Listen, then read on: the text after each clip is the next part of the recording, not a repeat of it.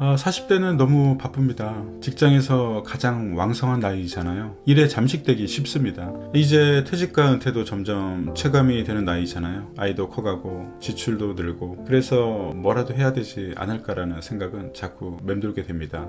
그래서 바쁜 와중에도 시간을 쪼개서 재테크를 하고 자기계발도 하죠. 그런데 가장 걱정되는 부분이 있어요. 이렇게 바쁜데 그 빈틈을 쪼개서 하게 될 때 시야가 그리 넓지 못한 경우가 많습니다. 그래서 그 시대에서 환호하는 것들에 손이 가기 쉽죠. 그땐 유튜브나 책들도 온통 그런 류가 넘쳐나죠. 지난 2016년에도 부동산, 무인점포, 미국 주식이나 코인과 NFT로 이어지면서 각각 유행을 탔잖아요. 저 시기에는 저것을 안 하면 시대를 못 따라가는 느낌마저 들게 합니다. 시대의 기류가 되죠. 말이 쉽지 생각보다 그 유행에서 벗어나는 건 쉽지 않습니다. 제 주변에도 꽤 많은 사람들이 그로 인한 손실을 보고서 결국 원화채굴이 답이다 라고 다시 직장에 전념하는 패턴을 보여왔습니다. 여전히 만나면 입버릇처럼 이제 뭘 해야 할까요? 라는 말을 제게 하기도 합니다. 결국 그 욕망의 기저에는 무엇이든 하나가 잘 돼서 경제적 자유로 가길 희망하죠. 40대는 이제 그런 마음이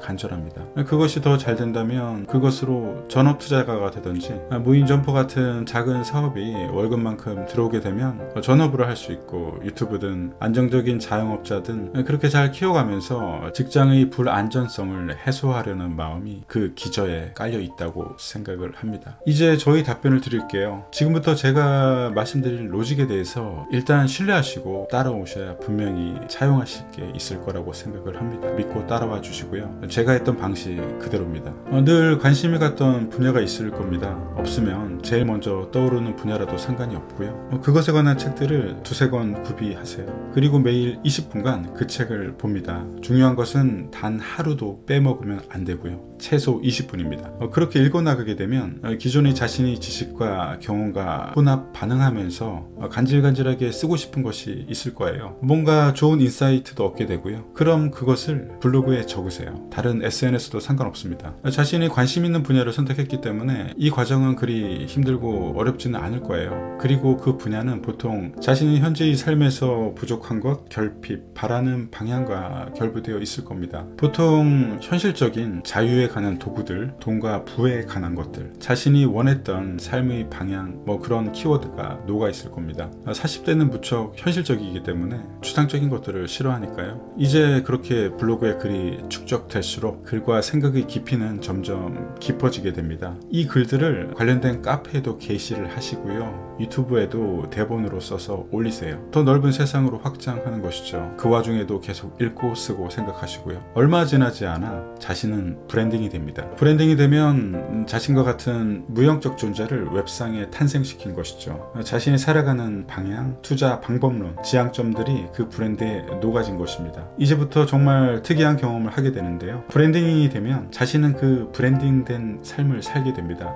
절대 거역하기 쉽지 않습니다. 오히려 때론 그 브랜딩이 자신을 앞으로 이끌고 가는 경우도 있고요. 그 자아는 자기 스스로 만든 것이죠. 자신에게 기묘한 분야의 책을 읽고 생각하고 경험과 믹싱해서 그것을 또 쓰고 계속 고도화시키면서 스스로 정립한 결정체이므로 그래서 쓴 대로 실행하게 됩니다. 왜냐하면 따르지 않으면 그 다음 글은 도저히 쓸 수 없습니다. 이 정도쯤 되면 매일 쓰는 것은 삶의 일부가 되어버리죠. 그래서 매일 쓰면서 자신의 길을 검증받게 됩니다. 사람은 거짓된 행위를 하기 힘듭니다. 그럴 때마다 멈칫하고 죄책감을 느끼죠. 그 브랜딩한 길을 곧게 걸을 수밖에 없는 환경 설정이 되어버린 것이죠. 결국 블로그에 쓴 대로 투자하게 되고 쓴 대로 살아가게 되며, 그러면서 실력과 경험이 더욱더 쌓이게 됩니다. 시행착오가 생길 수도 있고요. 그것을 또 쓰고 매일 20분간 읽은 책들은 새로운 인풋으로 또 더해집니다. 새로운 지식체계가 계속 강화시켜주는 것이죠. 계속 선순환합니다.